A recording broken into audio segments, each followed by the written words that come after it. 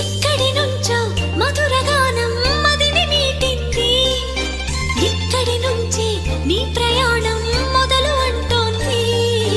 గలగల వీచే పిల్లగాలి ఎందుకాగింది? కొంపలు ముంచి తుఫానొచ్చే సూచనేమో ఇది.